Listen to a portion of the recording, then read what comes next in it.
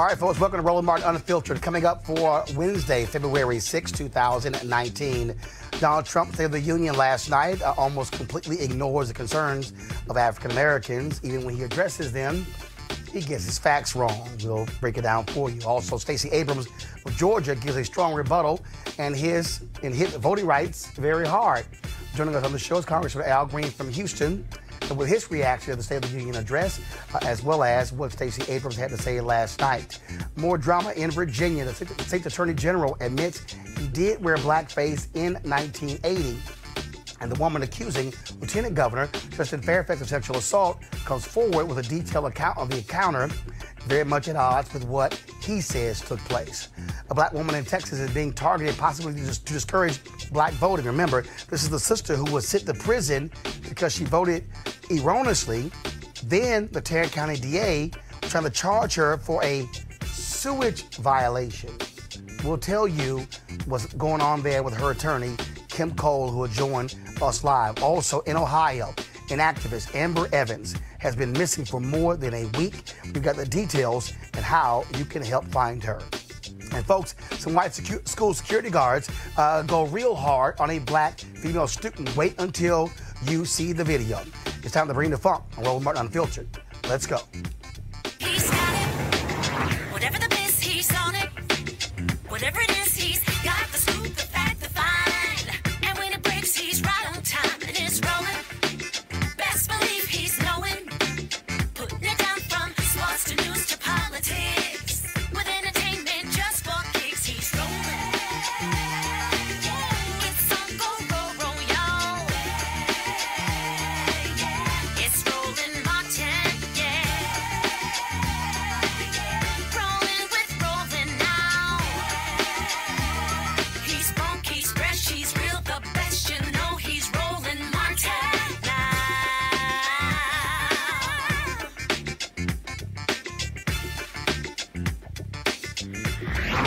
Martin. All right, folks, Donald Trump gave his State of the Union address last night, his second one, and a lot of us pretty much had the same reaction as Illinois Congressman Bobby Scott.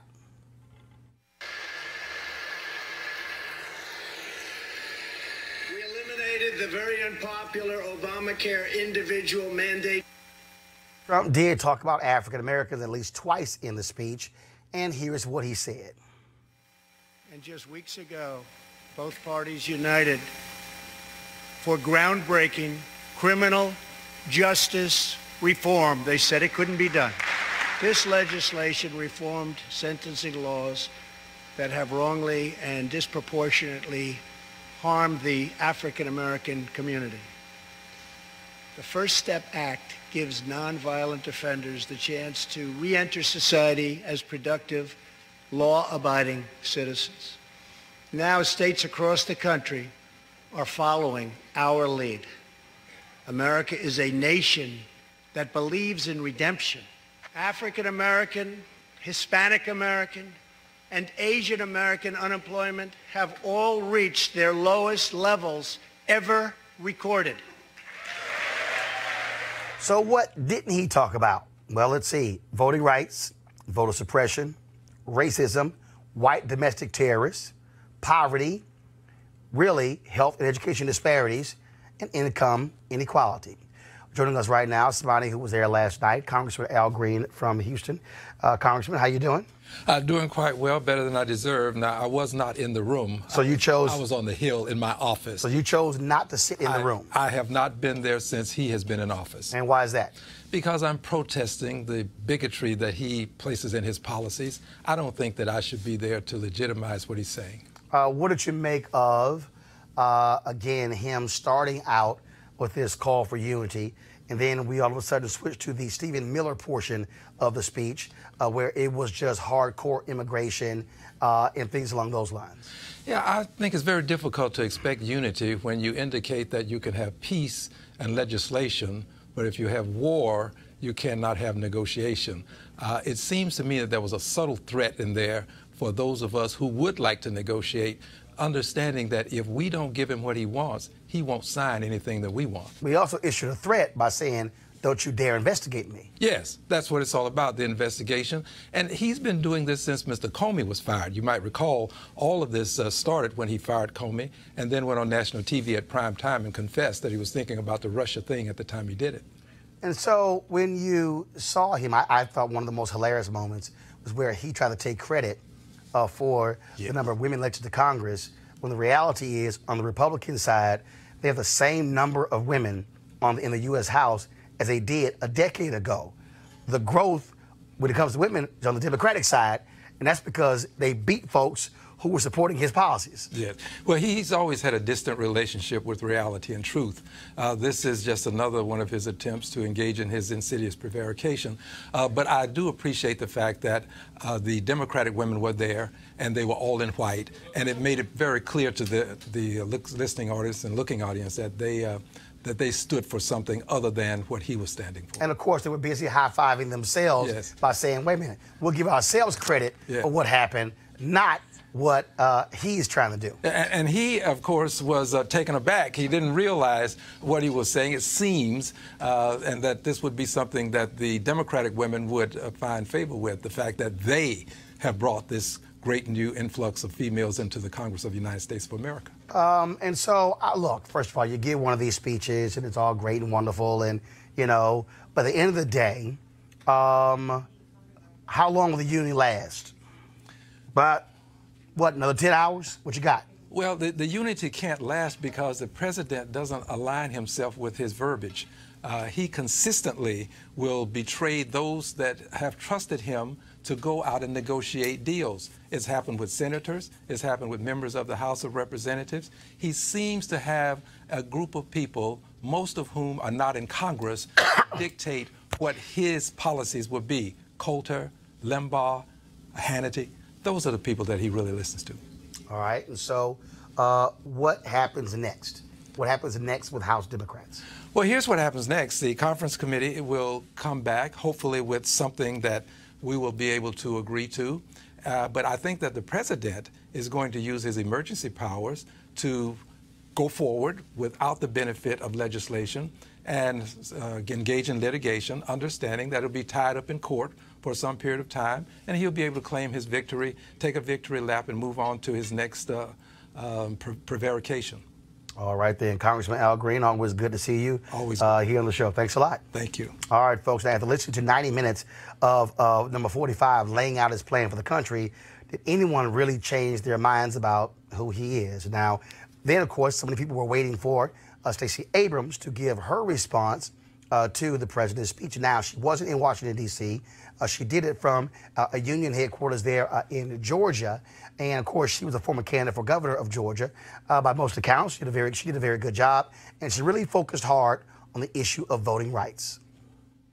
In this great nation, Americans are skipping blood pressure pills, forced to choose between buying medicine or paying rent. Maternal mortality rates show that mothers, especially black mothers, risk death to give birth. And in 14 states, including my home state, where a majority want it, our leaders refuse to expand Medicaid, which could save rural hospitals, save economies, and save lives. We can do so much more. Take action on climate change. Defend individual liberties with fair-minded judges. But none of these ambitions are possible without the bedrock guarantee of our right to vote. Let's be clear. Voter suppression is real.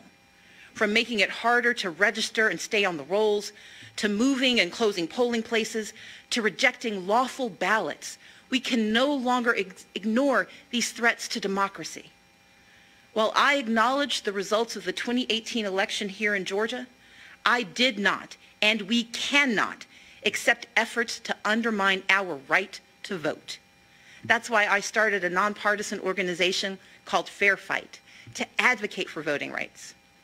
This is the next battle for our democracy, one where all eligible citizens can have their say about the vision we want for our country. We must reject the cynicism that says allowing every eligible vote to be cast and counted is a power grab.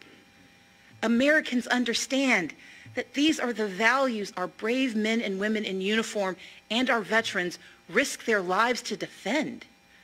The foundation of our moral leadership around the globe is free and fair elections, where voters pick their leaders, not where politicians pick their voters.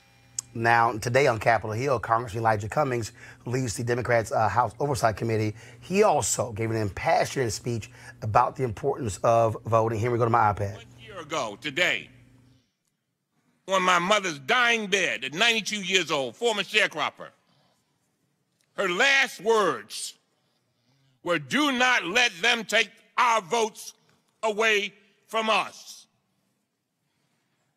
They had fought, she had fought and seen people harmed, beaten, trying to vote. Talk about inalienable rights. Voting is crucial, and I don't give a damn how you look at it. There are efforts to stop people from voting. That's not right. This is not Russia. This is the United States of America. And I will fight until the death to make sure every citizen, whether they're Green Party, whether they're Freedom Party, whether they're Democrat, whether they're Republican, whoever has that right to vote. Because it is the essence of our democracy. And we can play around and act like it's not. And guess what? I want to be clear that when they look back on this moment 200 years from now, that there are those of us who stood up, and they'll be able to say they stood up and said, we will defend, they defended the right to vote. For so many people, their rights are pulled away from them, then they got to put in laws and get them back. Pulled away from them. What does that mean? They cannot progress rapidly. They cannot progress with the rest of society. And all they're trying to do is trying to control their own destiny. All right, folks, let's go to our panel. Joining me right now, far left here, Joe Madison, host, Sirius XM Radio, Atima O'Mara, political strategist, and also Robert Patillo, Esquire, civil rights attorney. All right, folks, let's get right to it. Look, a lot of attention is always paid to State of the Union addresses, okay? CBS had a poll, their snap poll, 76% of the people said, okay, Trump did a great job. What do you think is going to happen next? Back to warfare? Well, I think what President Trump was doing, this is the first time trying to be bipartisan. This is his first attempt at reaching across the party line, because when he had control of the House, the Senate, the judiciary, he felt that he could run roughshod over the rest of the American people. He did. Yeah, well, the problem was that the radical elements of his own party wouldn't even go along with parts of his agenda. But now that he realizes he doesn't have the power to simply do what he wants and ramrod that through, he's actually putting olive branches through, pulling olive branches out there. That's why he's talked about the First Step. He talked about minority unemployment. So I'll say let's find out exactly how far he's willing to go, because since he's now realizes he can't get his agenda through without making compromises, let's make sure we're at the front of that compromise line. But he's always talked about minority employment, but there's nothing behind that. Nothing. No, there isn't. I would agree with Robert that I think that there was an attempt to try and be more measured, more bipartisan looking. I don't think that actually, I mean, as some woman said, it was a black woman, not surprising. And she said, you know what, show me the receipts. I'm waiting for Donald Trump to appear at 12 a.m. on Twitter, because that's the man that we all know. And he was trying to, not show that in his State of the Union. So, he's going to take credit for a lot of things, as we've long known have been under Obama administration accomplishments. But, he's been sufficiently neutered, for lack of a better word, by Nancy Pelosi. He's having the State of the Union on February 5th because she was like, nah, you ain't getting your wall. We won an election by saying we're not going to do a wall, and it doesn't do us anything politically to give you what you want. So, you're going to have to work with us and figure out a way to make that work. And clearly that was the approach he was at least trying to make in the State of the Union. Whether he'll actually put that in action, that's up for question. Joe. Well, people are talking as if this man hasn't broken every norm as it relates to reasonable politics. Look, he started off bipartisan, and it only lasted about 10 minutes into his speech. Yeah. And this whole thing of, for example, we would have been at war if I had not gotten elected, and millions of people would have died. That was one of the most absurd things that I've ever heard, and I think anybody has ever heard a president of the United States say. The reality is he started tweeting the very next morning, and he's right back to where it is. Here's what I anticipate will happen. The conference committee will come up with a bill that probably they will agree to, both sides will agree to. They'll vote for it. He'll probably veto it, and he's going to declare a national emergency, and it gives him cover. It gives him cover with Limbaugh, Laura Ingraham, Sean Hannity, because he knows immediately it's going to be challenged in court, as we all know sitting here. But he will say, I got my wall, though he won't be able to spend a dime on it being built. And as far as this taking credit for unemployment, I used the analogy this morning, Roland. If you ever watched a relay track team, the person who runs is supposed to give you an advantage, and then when that baton is passed, you've got a lead. Donald Trump's role was to maintain that lead, and that's what he's done. So you got to give him credit, but he also has to thank President Obama for coming out of the blocks fast and being able to get the economy back on track. He's just never done that. And he never will. Yeah. Well, and again, though, I mean, the reality is this is not a president who wants to have real substantive conversations with civil rights leaders. He doesn't want to have real substantive conversations with African Americans who are integrally involved in economics, when it comes to small business. They have the big old news conference talking about the opportunity zones. Okay, what you got? Show me something. And so it's all talk. I will give him. I'll tell you, I will give him credit. I'm sorry, but I will give him credit for the First Step legislation. That was a bipartisan effort. Van Jones and others did participate in that. Cory Booker participated. Congressman Hakeem Jeffries pushing on the House side. Absolutely. But to be honest, the person who really in the White House made that happen Was Jared Kushner. Well, Jared. And was Jared Kushner. That's right. Well, and that for me, that's why I say that it's worth engaging with President Trump to see where he's willing to go. Because if you had asked most of us a year ago and said, would he be signing prison reform legislation, even if it's minor prison reform legislation, into law by November or December, we all would have said, hell no. So if right now he's in a desperate situation where he needs allies, where he does not have the leverage that he once had, let's push it. Let's see how far he's willing to go. Oh, no. Hold on. No. On this show from day one, I said we must engage him because we are still constituents. We also are not going to listen to somebody lie and make stuff up and act like it didn't happen. Right. And that's the real issue there. And then also for him, credible people are a group of pastors most we've never heard of. Also, credible people for him are Diamond and Silk, when the reality is we know they don't represent anybody in this country. And so he is going to actually have to have the guts to be willing to meet with credible black voices on these issues. He won't do town halls in front of black people. He will not sit down with black media, black-owned media. He will not engage civil rights organizations. So if he is serious, let's have that conversation.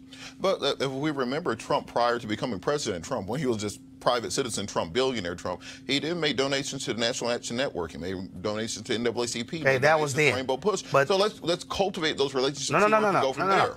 Those very same people have been trying to do that. There's no interest from this White House. Right. I mean, they did have the HBCU photo op, but what have the HBCUs gotten since then? $325 million of debt forgiveness for schools in Louisiana. Okay. What else? Yeah. Well, then let's engage and see where we can go from there. Yeah, again, we're starting with $320 million. Let's keep moving from there. If the other side not going to return the phone calls. Let me tell you something. See, you guys get in this thing about tokenism, and that's what he is practicing. Is exactly. So you can talk about, he gave a little token to schools in Louisiana, and I understand. Let's start from there. The problem with tokenism is the person who gives the token determines the value. If I pull out coins in my hand and showed you a quarter, I know it's worth 25 cents. If I have a dime, it's 10 cents. But if I give you a token, I don't know what that token's worth because the person who gives you the token determines the value. And that's where we make the mistake. We've got to stop this tokenism, quite honestly, on both parties, you know, if we want to be honest about it, and start demanding those things that we need and must have. There you go. All right, folks, going to a break right now. We come back. We're going to talk about all the drama happening in Virginia. Blackface, sexual assault allegations. It's a whole lot to unpack. That's next on Roland Martin Unfiltered.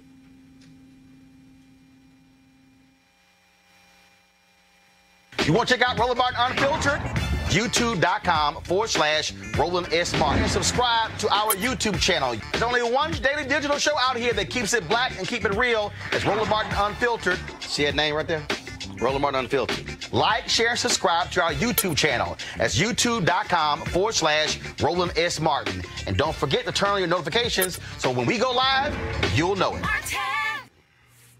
All right, folks, a lot of us, of course, are focused in 2019 on improving our health, trying to look better for whatever reasons. For some people, they have to. Others, it's about, of course, beach season once we get to the spring. But based upon climate change right now, it feels like right now is beach season. And so all those things are for a reason. People are choosing various ways to get healthy. One way, of course, if you choose to do full body cleanse. Folks at D Herbs, one of our partners here, they offer a variety of full body cleanses if that's what you choose to do. I did it earlier this year, the 20-day cleanse, and they also have, of course, several that you continue to do. And so if it's about weight loss, if it's about overall well-being, you can try the D Herbs full body cleanse. Now, all you have to do to support, if you want to try it, just go to dherbs.com, DHERBS.com. Use the promo code Roland. Use the promo code Roland. You can also call their number, which is also a number that you can call, 1-866-4D-HERBS. 1-866-4D-HERBS. Remember, use the promo code Roland for the discount when you go to checkout. Again, that's 1-866-4D-HERBS, 1-866-4D-HERBS, or dherbs.com. Don't forget to use the promo code Roland. We certainly thank them being one of the partners here on Roland Martin Unfiltered. All right, folks. Madness in Virginia. Madness. Let's first start at the top. Democratic Governor Ralph Northam had blackface on his personal page, his medical school yearbook, okay? Over the weekend, tons of calls to resign. So far, he has chosen not to do so. He's hired a crisis communications firm, brought them on board to help him out, as he's basically lost all support among local, state, and national Democrats, okay? That's happening. Then, of course, next, Lieutenant Governor, well, actually, first I'm going to deal with the Attorney General, of course, today. Now, remember, this is interesting. The Attorney General, he called for Northam to resign because of his blackface. Well, here's the problem. Now, that same Attorney General had to come out today and go, yeah, I kind of took a photo in 1980 in blackface as well. Wow, talk about drama. That's Attorney General Mark Herring. Had to admit that. Now, as we speak, the Black Caucus in Virginia, they're meeting to discuss all of this. Now, here's the piece. If all 3 Democrats resign, that means the Republican Speaker of the House of Delegates becomes governor. And he's Speaker because there's just one more Republican than Democrats in the House. Yes, there was one. Remember, the Democrat lost a coin flip to a Republican that decided that actual race. Talk about craziness in Virginia. Now, let's unpack the story dealing with Lieutenant Governor Justin Fairfax, okay? So, so several things happened, and that is his accuser. First of all, remember, this note was posted, a conversation between his accuser and another woman. At the website that posted the photo, the blackface photo of Northam, they posted this story on Monday. Now, she initially was anonymous. Now, Dr. Vanessa Tyson, a professor at Scripps College in California, she's now publicly come out using her name. She's issued a detailed account of what Fairfax described as a consensual sexual encounter at the Democratic National Convention in Boston in 2004. Now, according to Dr. Tyson, she met Fairfax at the convention, discovered they had a mutual friend, conversed about how hard they were working on campaigns, and she agreed to accompany him on a walk to retrieve documents from his hotel room. This is what she posted today in her statement. I stood in the entryway of the room, and after he located the documents, he walked over and kissed me. Although surprised by his advance, it was not unwelcome, and I kissed him back. He then took my hand and pulled me towards the bed. I was fully clothed in a pantsuit and had no intention of taking my clothes off or engaging in sexual activity.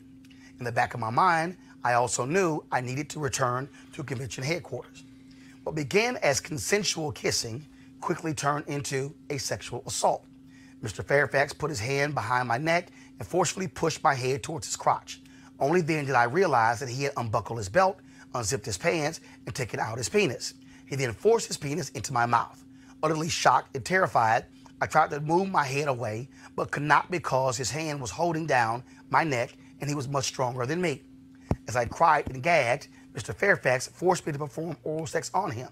I cannot believe, given my obvious distress, that Mr. Fairfax thought this forced sexual act was consensual.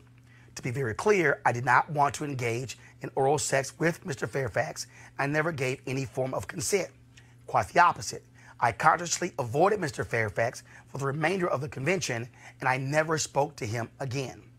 Now, that was Dr. Vanessa Tyson.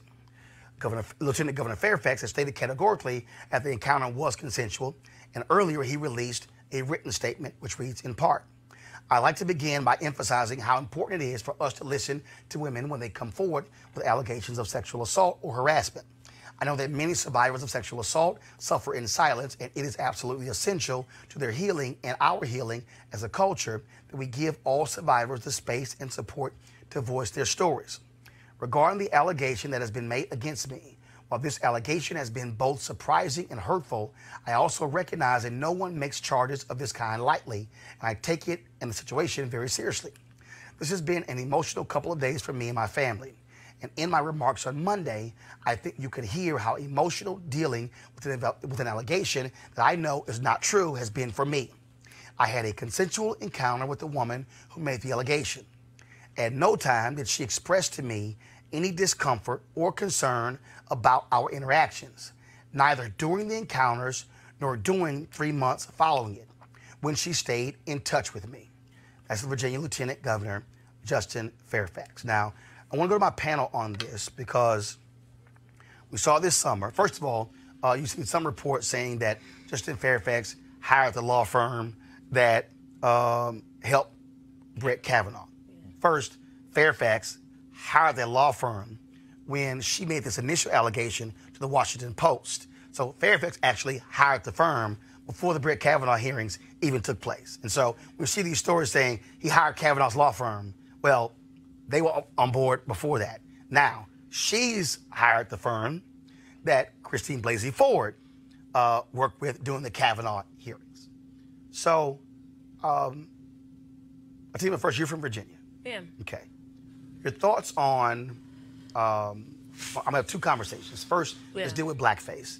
Then I want to deal with Fairfax. Yeah. So, your thoughts on Herring now coming out, Northam refusing to resign, and clearly their position is, we're not leaving.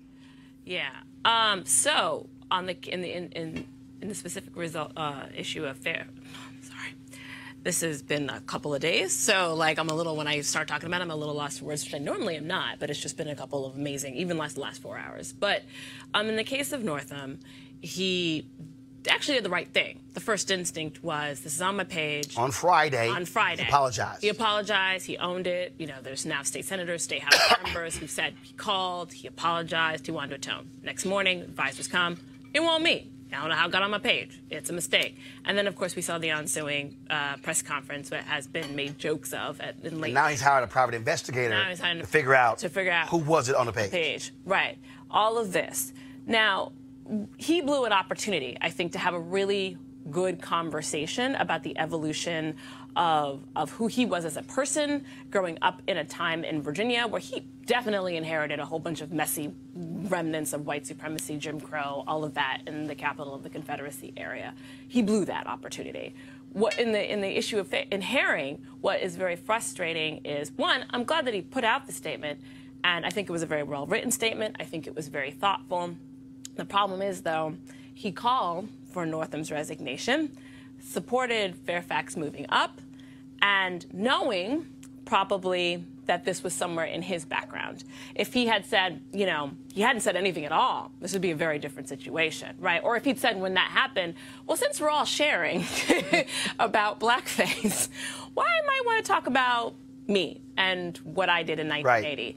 And he missed that opportunity. So there's a lot of frustration right now about where we are and how we got here. But, you know, right now, I mean, we're in basically sort of a state constitutional, I don't want to call it a crisis, but what do we sort of do with that, especially as we as a party have drawn a line in the sand and said this is not acceptable, especially in the era of Trump, which I think is a good thing. But there is no way, I mean, I think that the reason why a lot of legislators aren't on TV or anything right now is because they're trying to figure out what can we do within, you know, realm of government. So, Robert, on the blackface, what do we do? Should they resign? Should they stay? One happened in 1984, one happened in 1980. Let's throw the whole state away. Let's understand one thing. People can change rhetoric. It does not change who you are. If you were dressing in blackface in 1980 or 1985, that still influences your public policy. That still influences how you view other individuals. If you thought that, we're talking about 1985 like it's 1905. This is 30 years ago. These people knew these things were out there as soon as you got into public office. If you wanted to address this in 2010 or 2015 before it got outed by the press, then I could have some respect for you. But when you wait till the pictures are published and wait till you know it's coming out to address it, then that means you were not going to address it unless these things came out. So get on up out of office, call a special election, get somebody in there who doesn't have this baggage. And if you are in Virginia and know you have some blackface photos, just go ahead and beat the cavalry in and get on out of office before they catch you. I was going to say, I would agree with you on the photo, and it should not happen in 1985. I would agree that it's a problem, and I actually called for Ralph Northam's resignation. I fundraised, I've organized for him. I was in that cavalcade of folks who said so. However, his policies today are not abhorrent or unbeneficial to black people or the community at large, right? And so that has been the quandary. It's sort of like, it's easy to talk about it in regards to Republicans because it's like, well, the policies haven't been all that great. Not all the time, right? There's been a few things you've got first stepped and whatever, but everything else has just been terrible. Joe. Seems like the only person that hasn't had a blackface in high office is L. Douglas Wilder. You know, the reality is this. You know, I'll cut a deal with the Republicans in Virginia. I'll cut a deal with the Republicans nationally. You give me Steve King, and I'll give you Northam. Right. I mean, let's understand. This crap has been going on for 400 years. Yeah. And we're all sitting up here like we're surprised. I'm not surprised. 400 years that started in Virginia. Thank you. August of 1619. Thank you. Thank you. So you know, and I too initially said, you know, you've lost your moral authority. Yeah. And I think that's really the whole question. And he really blew it when he went into that Michael Jackson thing and then went lightly with, well, should I or should I not moonwalk? Yeah. And his wife had to intervene and say how inappropriate it was. Yeah. I would say this. It was also an inappropriate question. Yeah. If I were a head of a newspaper or a publication and I had a reporter ask the question in a situation like that, that person would have been reassigned if not fired. So, you know, this is an interesting situation. I've had people on the show say, they've reminded me of somebody, and that was Senator Byrd. Robert Byrd of West Virginia, who was a dyed-in-the-wool Klansman. Yeah. And also Supreme Court Justice Hugo Black. And Hugo Black. Oh. And those men, their lives, they changed, and not overnight. Yeah. But what they did, I think Byrd voted for every major civil rights bill. Hugo Black was a leading liberal. And I've had people say, Roland, that two things. One, we ought to be forgiving and look at their record. Yeah. But then I've had black folks say we're too forgiving. Okay. Yeah. So now, Robert, go ahead. Then I want to switch to Fairfax. Yeah. I'm in that we have been too forgiving category. That I think if we make the exception for Northam and for the Attorney General, then when that picture of Trump in blackface from 1980 shows up, or that picture of any other Republican in blackface shows up, we lose the moral authority to demand them to resign also. Well, a couple of them have shown up as a Florida GOP guy, and he's not resigning, and not the Secretary of State, a State House. And he said today, he said, I'm not quitting. We have to have a consistent standard that if this is who you are, we're going to run all of y'all out. Now, so let's talk about Lieutenant Governor Justin Fairfax. I've seen folks tweet that his accuser, that she's credible, Fairfax should resign.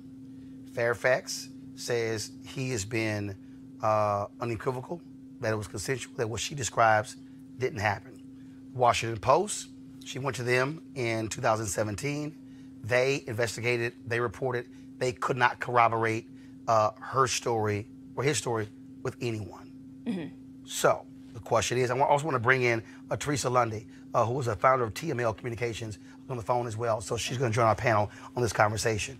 So, Tima, again, I'll start with you being in Virginia. Mm-hmm. Democrats last year with Kavanaugh said, believe all women. Yeah. There have been others who said, wait a minute. Are you assuming that if any woman makes an allegation, it's absolutely true, and there's no recourse for the man who is being allegedly who did this? So the case of Fairfax, where do we go? Yeah, that's a question I think a lot of people are wondering. You know, as someone who has, you know, worked and volunteered in domestic violence shelters and sexual assault hotlines, but who also knows a lot of the players involved, at least on the Virginia side. We held that standard on Kavanaugh last year. And she had a lot of corroborating evidence, Dr. Ford, like therapist notes and conversations with friends and who she told at the time, people who remembered the party, but maybe didn't necessarily dates. I think what has been a lot of it's been unfolding a lot in the last few hours. I think what has been problematic, I think, for some folks is some of the responses, right, to initially some of the allegations. And is she real, first off? Because first off, it was just like a screenshot. And then it was like, okay, in the era of Russia and bots and stuff, is this real? Then she became an actual person with a story and whatever. I think it is very important to remember that, especially in a situation like this, two people can have a very different implication of what's happening and the importance of the conversation around affirmative consent. I think that the initial response that Fairfax's office put out on Monday was, too long, and not only said that the Washington Post didn't corroborate it, but said there were lots of flags, which the Washington Post then see red flags and inconsistencies. But the Post did not run a story. It did not run a story because they couldn't corroborate anything. Got it. Right. And so it's like a he said, she said, and that's problematic. But because of what the Democrats have said, and a lot of advocates have said, and I think that it's based off. I found the responses a bit disappointing from the office on this matter. I think this statement tried to correct some of that today. But, in saying it was consent, she could have said, I'm hurt. This was consensual. This is what I believed. And, I will let her make her statement and go from there. But Therese, I want to bring you in because, again, what we have here is she's making an allegation against Lieutenant Governor Justin Fairfax. In her statement, she said that she didn't tell anybody from 2004 to 2017 until she saw a photo of him running for lieutenant governor. Then she said she told folks in 2017. And so now, again, so where we stand is, to Atima's point, you don't have therapist notes. You don't have a friend saying, she came to me. Now, at the time, 2004, she was working with a rape crisis center in Boston. And she also gave an interview in 2007 where she talked about being sexually molested by her father, who went to prison. In her letter, she said, Teresa, that the Fairfax folks are saying, well, she made no mention in this 2007 interview about being sexually assaulted in 2004. She says, well, because I didn't mention it doesn't mean it didn't happen. And so how do you assess all of this as to where we stand today? Thanks, Roland, for bringing me in on this. Where we stand today is really quite difficult because, honestly, I think the rule of justice needs to start calculating. As it seems right now, it is not even taking place, where, public opinion is now in place. And again, we're not dealing with someone who's a first-time candidate. We're dealing with someone who's ran for elected office before. And now we're kind of seeing,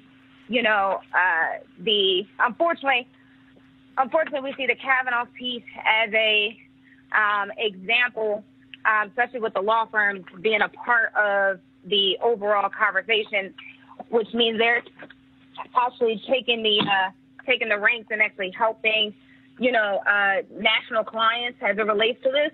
So obviously they're getting their own boost. But I think where Justin Fairfax is, he's not having those supporters that he had in 2017.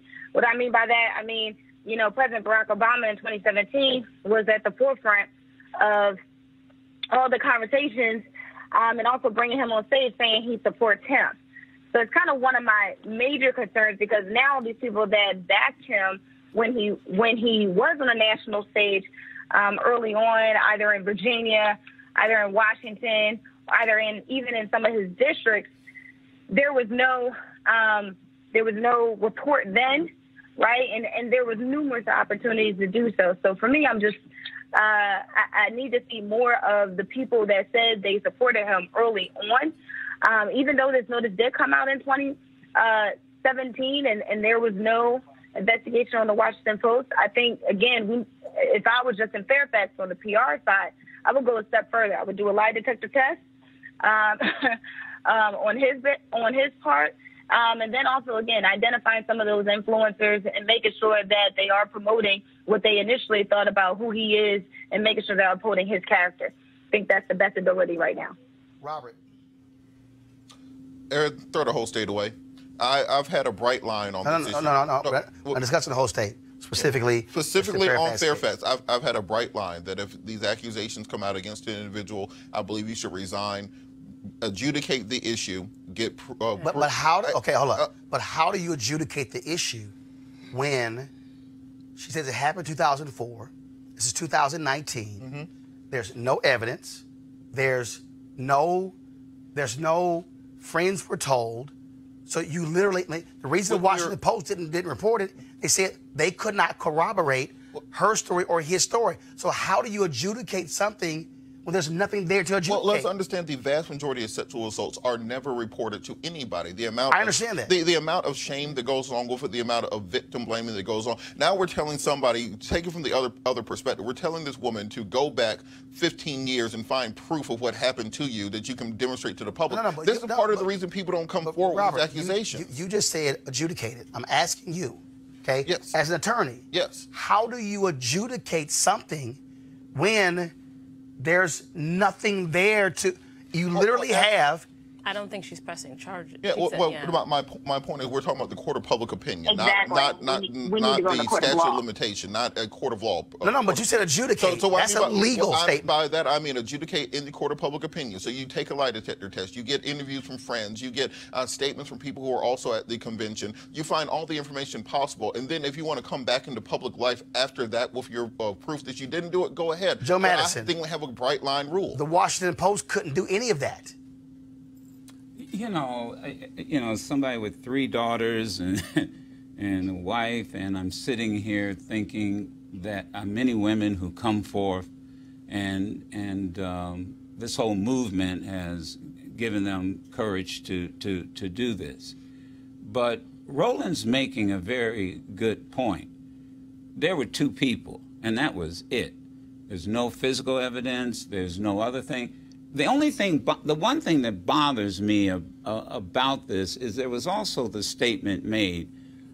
I decided to come forth when I realized he might be governor. Yeah. Why should that make a difference? So I will actually speak to that because I know I know a lot of Black women, especially women survivors, but Black women survivors who I've talked to in sort of my work. And one of the things was Zerlina Maxwell, who you might know from MSNBC. Yeah. She said, "Listen, if I have never named who have raped me, but if he was ever to be appointed to the Supreme Court, run for governor." Heck yeah, I'd say something. That's the answer. But to that point, I want you to speak to it, and Teresa as well. That answers that question. No, but I do want to speak to it. So in Virginia, the governor only serves 1 term. So even when he ran for lieutenant governor, he was the 2nd highest ranked person in the state. Right. Well, and I think I read in the statement or some article that the first time she's out in California, I have a lot of people who don't pay attention to anybody else's state politics but their own, that she'd seen something about it in October 2017, and that was when he was running for lieutenant governor. Right. He had run for AG and AG. Yeah, he ran for AG, but she hadn't really noticed that. Right. The election was the next month. Yeah. And what's also interesting, she said she never talked to him again. In his statement, they had talked afterwards. Yeah. And I mean, that, I guess, like, you're the lawyer here. But I mean. Hold on, Joe, let me bring it to Teresa. No, all right. The only thing is, I know people said he should take a lie detector test. I think that would be a start. Should she? That's where I was going. She should take a lie detector test, too. Teresa? Absolutely. Absolutely. I agree with that. So Teresa, go ahead. A lie detector test can, it's not fully 100% because, apparently there's some sort of science we can move around it. But I think, again, if you're going to state some of these claims and like the young lady said, just, decide when, depends on what type of office or higher office they decide to go and run for. And then that's when you decide to tell your story. That is actually a very bad stain on civic engagement at a whole, but also just hurting someone's character. And obviously, the first step is just the lie detector test. But again, there has to be some measurement of actuality and facts that should come across. But I'm not seeing that right now, and nor is anybody actually bringing that up for dialogue. So unfortunately, right now, where the landscape is for that second highest office in Virginia for only one term. So, but it just seems like the special election that will particularly happen if both of them, you know, in the court of public opinion, kicks them out, then I think something else probably will have to take place instead. So got it, Robert. I take the exact same standard that I use in my personal life that I use in public life. So if my sister, mom, nieces, nephew, wife come to me and say they've been assaulted, I'm riding out immediately. So I think that's the exact same standard we have in public office. Let's flip it. Flip it. Woman accuses you exactly what he's been accused of. I'm stepping out of public. Yeah, no, go ahead. Hold up.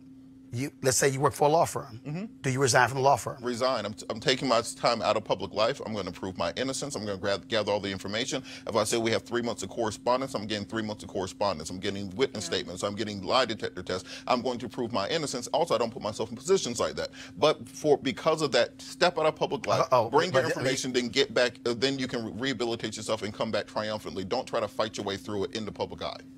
Atima, and then final comment with Joe.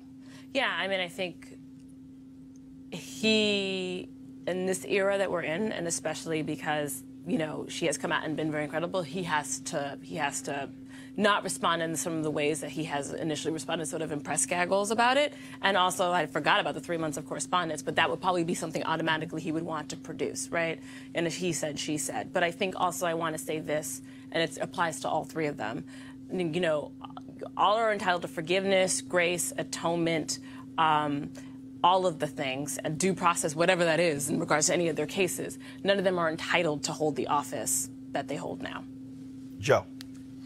You know, I don't know what else to say about this. I mean, you know, it's two people started out apparently consensual with kissing and you know, whatever else happened in a hotel room.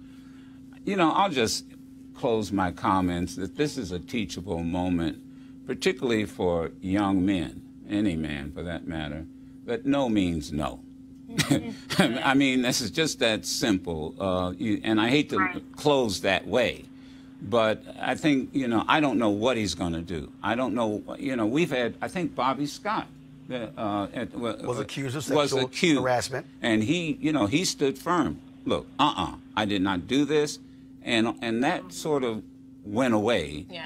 I believe it went away. It was tied to a couple of conservative guys who put this girl up. And that's the other thing. We forget there's politics involved in all of this exposing now and keeping this alive. Got it. You know, so it's a horrible situation. We have to, as men, understand that we cannot use women as objects, and when they say no, no is no. All right. Folks, we'll be following this story, certainly to see what happens next. Is one certainly not over. Got to go to a break. We'll be back on Roland Martin Unfiltered. You want to support Roland Martin Unfiltered? Be sure to join our Bring the Funk fan club. Every dollar that you give to us supports our daily digital show. There's only one daily digital show out here that keeps it black and keep it real as Roland Martin Unfiltered. Support the Roland Martin Unfiltered daily digital show by going to RolandMartinUnfiltered.com. Our goal is to get 20,000 of our fans contributing $50 each for the whole year. You can make this possible. RolandMartinUnfiltered.com.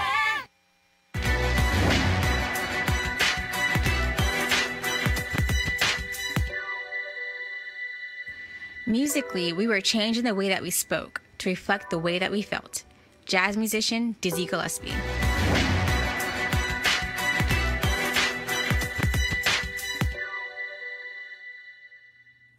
All right, folks, let's talk about this initiative by Ford. Now, calling all HBCU alumni, students, and leaders, you can enter the Ford Motor Company HBCU Mobility Challenge and win $25,000 for your school. Building on their long-term support of HBCUs, Ford is looking to improve mobility in HBCU communities through innovative solutions. Now, the winning program will receive a grant of up to $25,000 to implement their proposal. The deadline to apply is March 31st, 2019. Now, we want you to go to fgb.life. That's fgb.life for more info and to apply. It should be, of course, you see right there, fgb.life. Okay, now Ford goes further in our community. So again, you can pick up $25,000 there to support Ford. All right, folks, I'm going to talk about this story out of Texas. Now, we told you the story about before about Crystal Mason. She was a sister who went to federal prison. Okay, she got out of federal prison and she voted. Now, she thought that she was able to vote. All of a sudden, they said, nope, you could not vote because you was convicted of tax fraud in 2011. Again, she was on parole at the time. Last year, she was convicted of voting illegally in March of last year. Now, her parole officer testified in court that she was not told that she could not vote. Now, by her voting, it violated her parole, so she was sent back to prison. Now, here's a new twist. Just as she was about to be sent to a residential detention facility, the district attorney in Tarrant County pulled up, wait for y'all, an old sewage violation and charged her with the crime. A sewage violation. So she couldn't be transferred out. Now, the DA, Republican, Sharon Wilson, is sitting here trying to keep her in. Now, earlier today, I talked with Kim Cole, Crystal Mason's attorney. She spent a lot of time on the phone today with the DA's office saying this makes no sense. This morning, they dropped the charges. Well, this is important because you need to understand that they're trying to make an example out of Crystal Mason. To sit here and to send this sister, who, yes, who was convicted of tax fraud, she admitted she did it. But she got out of prison, had a family, she was working, a job, she voted illegally. Sent her to prison for 5 years for violating her parole. But to have a DA file a sewage violation charge shows you exactly what the thinking is there in Tarrant County. I want to quickly go to our panel here. And Judge Robert, again, as an attorney, this shows you, one, how stupid these folks are in Texas. Okay, and I can say that. I covered City Hall there in Fort Worth. I know how Tarrant County government works. But to sit here and go find a sewage violation, that's 100% bullshit. Well, I think it's not just Texas. That's the problem. That across the country, we have majority African-American districts where you have white Republican district attorneys and judges who dominate the judiciary, who dominate the prosecutorial ranks, who dominate law enforcement. And for that reason, we very often go into court not innocent until proven guilty, but guilty until proven innocent. So this is a clearing call to all of us that we have to get more people who look like us and who think like us into prosecutors' offices around the country, because without that, we have no way. The DA decides who gets charged, right, what goes to the grand jury, what the charges are against you. Prosecutorial discretion is at stake. We got to get in there and get in the fight. I tell you, my brother did run against her in the recent election. I met him when I was in Fort Worth. He lost. But again, this shows you just the sheer arrogance of a DA to go pull a sewage violation charge. Yeah, it's one of the, to pull a sewage violation charge, and not only, this is sort of a long-running consequence of the 13th Amendment and all of the things that have come that have held up Jim Crow. These are all these remnants sort of left over.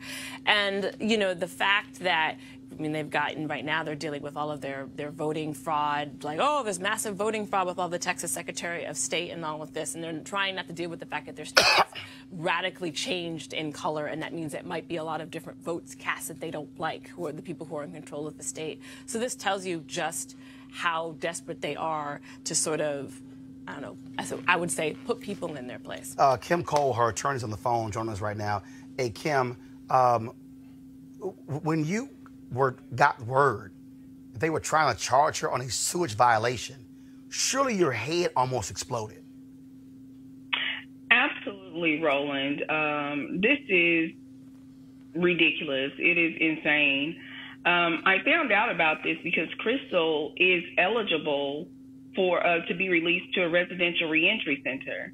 And so through this process, I guess they did a warrants check And as it turns out, there was a warrant for a sewer charge. Like, first of all, what the hell is a sewer charge? Kind of sewage violation What is that? Yeah. It's a violation for a code violation for her sewer at her property. A code violation. Mm-hmm. Now, this is the kind of Typically stuff. not a criminal charge. Civil. So this is the kind of stuff that when you look at what happens, how cities, frankly, keep the poor by slapping on these type of charges. And what's crazy is that the DA didn't look at it and go, okay, this is stupid. No, she actually filed charges. Yeah. Yes, Roland, this gets a lot deeper than you likely have time for right now. But the warrant for this was, I found this out after the fact. The warrant for this was obtained on August 30th, which was the same date that Crystal had her hearing to revoke her federal supervised release. So the Republicans in Tarrant County wanted Crystal to go to prison. They wanted her in jail. So this was in my opinion, a fail-safe measure in the event that the federal judge didn't revoke her federal supervised release. Then they had this warrant hanging over her head so that they could take her into custody. So that is unbelievable. The warrant's been active since August 30th. Nothing ever happened. Nothing became of it because the judge did sentence her to prison time. However, now that she's eligible for supervised release, we found out there was this warrant that was that's been outstanding. No charges had been filed. And I guess now that they find out that she's up for release, they took it to the DA's office. And on Monday, the DA filed charges. So you've been on the phone since then. So what's the status of Crystal Mason's case right now? Right now, these charges have been dropped and the warrant has been recalled. Okay. So will Crystal now be transferred to a detention facility? She will be, she is now eligible to be transferred. There's still a process that she has to go through, but at least this doesn't block her or prohibit her from being considered to be transferred to a residential reentry center. And how much time is she supposed to be serving in prison? So the time that she's serving right now, she's in federal custody, and the judge in her federal case sentenced her to 10 months in federal confinement for violating the terms of her supervised release by obtaining a new charge, which was, in fact, the voting charge that she was convicted on. And on that charge, that conviction, she was sentenced to 5 years in state prison. So a total of 5 years and 10 months. Okay, so she's going to leave federal prison. Mm-hmm. And then she's got to go to state prison? Hopefully not. Her state case is under appeal. There hasn't been a decision on it yet. So once she discharges her federal sentence, if her state case hasn't been finally decided, she'll be a free woman until her state case has been decided. Do you have any state legislators who are in your corner saying this is idiotic? We're working on it. There is a petition going around, not only one to our governor, but there's also one to the district attorney because the DA's office can also commute her sentence. The DA's office there in Tarrant County? Yes, we can petition for the sentence to be revised, so to speak. She was sentenced by a judge. She did not have a jury trial. She had a bench trial at the advice of her previous attorney. She opted to not do a jury trial and was sentenced by a Republican judge who was just elected, by the way, re-elected with no opponent in Tarrant. Well, it looks like in Tarrant County, somebody needs to be having opposition next time he runs. And And I might have to be making a visit to the folks down in Fort Party Worth because this is stupid to actually spend state resources to imprison somebody for 5 damn years for voting illegally is an absolute waste of state resources. It is an absolute waste, Roland, but it is not about punishing her for a crime. It's about sending a word to all of the black people in Tarrant County who would dare show up at the polls. This is to send a message to the black community. Got it. Because Tarrant County is the largest urban district in the country, and they are proud of it. They have folk in check over there. I'll just put it that way. Well, again, I spent time for 2.5 years covering City Hall there in Fort Worth, so fully understand. Kim Cole, we appreciate it. Thanks a bunch. Keep us abreast of what happens. You're welcome. Thank you for your support, Roland. All right, thank you very much. All right, folks, let's go now to Columbus, Ohio.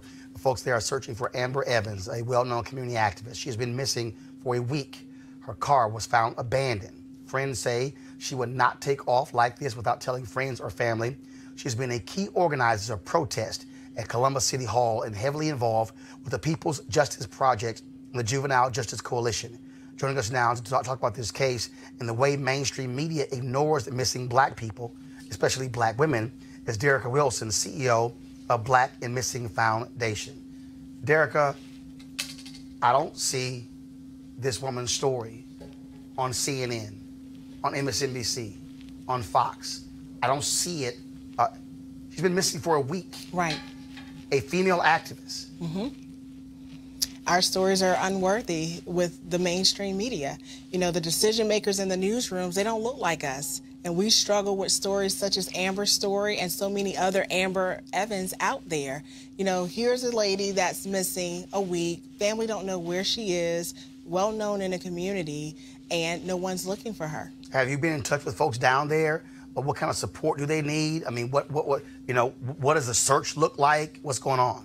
There's not much effort besides her family, her friends, you know, doing the searching. We need coverage because she can be anywhere. I know that her car was found. Her car was found in a location where she would typically go to clear her head. She had just gotten into an altercation with her boyfriend. And so, you know, there is also that correlation between missing persons and domestic violence. Right. You know, I would love to know what the efforts are for the Ohio Police Department as far as their interviewing with the boyfriend to try to get more information. This woman did not just fall off the face of this earth. Joe, you got a question? No, I was thinking about the newly elected governor of Ohio, DeWine, who tries to be a compassionate Republican. He definitely should be challenged. The state troopers ought to be challenged on this one. And, you know, Roland, we all should be on this case. What tends to happen is, you know, wealthy white people, you know what the first thing they do? They hire private investigators and they hire public relation firms. And you know how that worked when you were at CNN. Yep. And they can then get that kind of attention. But even if you're white and wealthy, as long as you're white. And they hire those firms. We don't have the resources to do that. We don't. But not some of them don't hire. It's the law enforcement that always also bring in the FBI too. Yeah. So with our cases, they're not even bringing in the FBI. So you're absolutely right. Some of the families hire, but then law enforcement, they don't really take our cases serious. You know, they will quickly ask for additional resources with the FBI. And of course, when they get involved, you see it all over the national news and coverage. I think this is where, once again, I'm one of these people, I believe you go to the top. Well, and you go to the governor who just got elected. You know, he had a pretty good percentage of African-American votes. It shouldn't make any difference. This should transcend race. This is someone's daughter, someone's mother. I think the reality is you take it to the top. Everybody listening should be just blasting the governor's office so that he, tomorrow morning, picks up the phone, calls the powers to be in Columbus, and they deal with this. Maybe the family even need to conduct a press conference, you know, in front of the governor's office. Absolutely. Go ahead, Atima and Robert. Go ahead. And also, go ahead. Oh, yeah, I was just going to say that it just reminded me, and I can't remember if it was Family Guy or Simpsons or which one. I think it was Family Guy. And there was a clip with the news, and it was like reporting on a girl missing, and her name was Becky. And everyone was like, oh, that's so sad. And it's like, her name is Becky Gutierrez. And they're like, oh, that's not news. Like, as they comment on how, women of color, people of color, when they disappear, are minimized. And it's like, great, it's like on a national cartoon show. But it's an issue that 7% of, I was reading this before I came here, 7% of black women represent the population, but we're 35% of missing cases, and it's not taken seriously. And also I think this goes to the issue of voices in the media and the African-American community, because often we don't control the editorial boards, we don't control the newsrooms. It's hard to get our stories told by people who don't have a particular amount of interest in what's going on with us. And if you look at cable news after 6 o'clock, there's very few voices out there who could make this a crusade. Or but see, this is what the mistake we make. It's not even a question of the voices, because those people who are on the air don't control their shows. That's right. That is right. Okay, let's be real clear. That's right. Let's be real clear. The executives determine what those rundowns are. Absolutely. All right? Now that's... I'm sorry, and I'm not going to let us off the hook. And I'll tell you why. Man, if this were Beyonce or some other, look what happened like with the Super Bowl and how all of that blew up. We have to have the same urgency and use this effectively, because we can't we all have agreed we can't depend on the executives in the newsroom. They don't look like us. Yep. They're firing people left and right who look like us. So the reality is that I don't want to. I think people. You think of the tens of thousands that are watching this show right now, and you let the governor or the mayor of Columbus get 2,000, 3,000 hits, phone calls. Something's going to happen. Oh, absolutely. When we started the organization 10 years ago, missing persons in the United States, African Americans represented 30%. That number has increased to 40%. So this is a epidemic that's happening here, and we really need to get more diversity. We need to get more training for law enforcement, because I'm a former cop, and I do recall when I was in the police academy, we only spent, out of 6 months, we spent an hour on missing person cases because it's not considered a priority. Well, here's the deal. Just so, first of all, so y'all probably sitting there like, okay, why is he over texting on his phone? I don't waste time when it comes to this. So just so y'all know, okay, I just sent a text message to the former mayor of Columbus, Michael Coleman, who's a brother.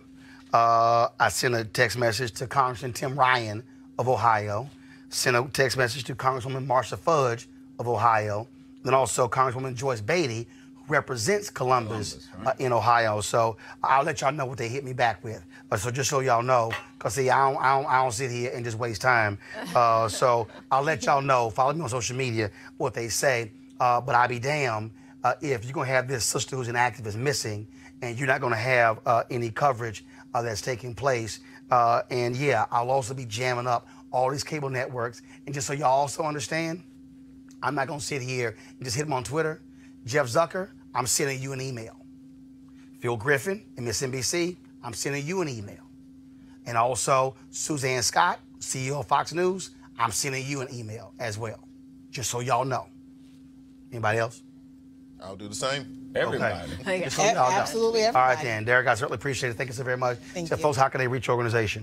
Reach us on online, bamfi.org, or on Facebook, Twitter, we're Black and Missing Foundation. And can you put the mayor's information and the governor's information? Yeah, the phone numbers and emails. All phone numbers, emails, that type of thing. Yes, we are using our platform. We have the information about Amber on our Facebook, Twitter, Instagram, all of those platforms. So we're circulating it and using all of our partnerships and platforms to get the message out there. All right, we certainly appreciate it. Thank you so very much, folks. Real quick, officials in Hazleton, Pennsylvania said a high school girl started an argument which provoked 3 fights and got out of control. It was actually the school security officials who got out of control as they punched the girl and pulled her hair. Watch this video.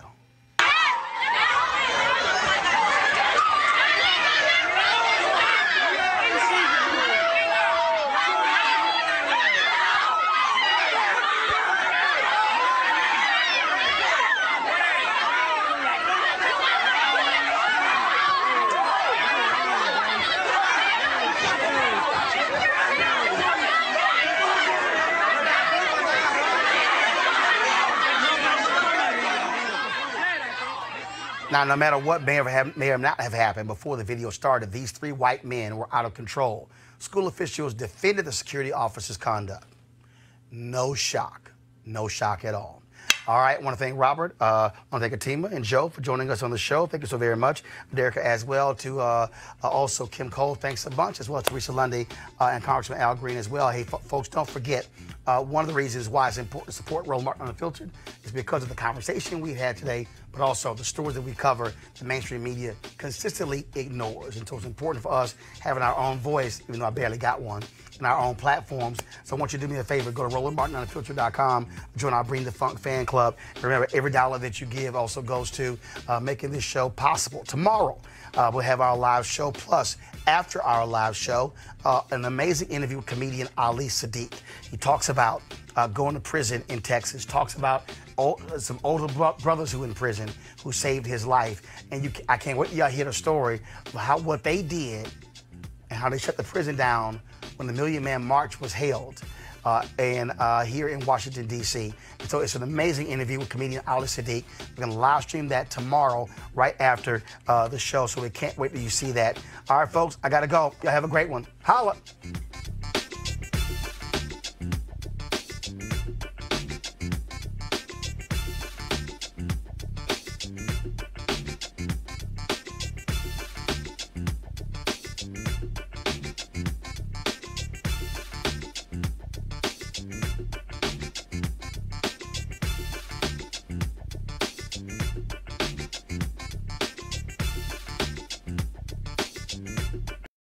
You want to support Roland Martin Unfiltered? Be sure to join our Bring the Funk fan club. Every dollar that you give to us supports our daily digital show. There's only one daily digital show out here that keeps it black and keep it real as Roland Martin Unfiltered. Support the Roland Martin Unfiltered daily digital show by going to RolandMartinUnfiltered.com. Our goal is to get 20,000 of our fans contributing $50 each for the whole year. You can make this possible. RolandMartinUnfiltered.com.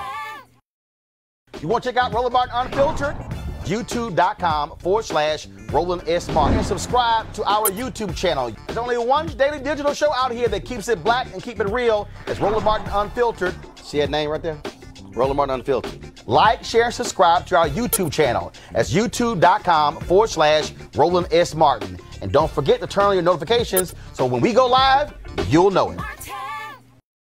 Hey fam, want to check out Roland Martin Unfiltered? The blackest show on all of digital, cable, and broadcast. Check out our audio podcast. There's only one daily digital show out here that keeps it black and keep it real. It's Roland Martin Unfiltered. Press play.